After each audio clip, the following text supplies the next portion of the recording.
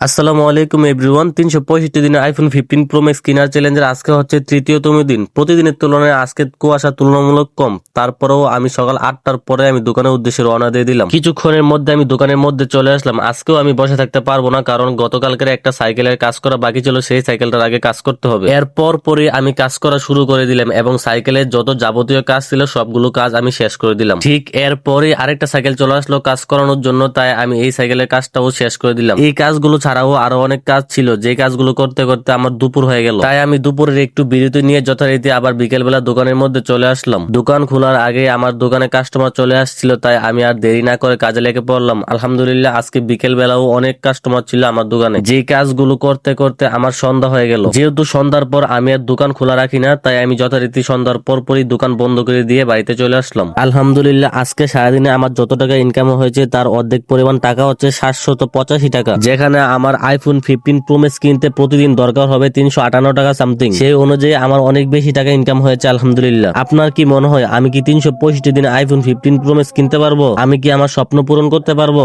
জানতে হলে আমাকে ফলো করেন।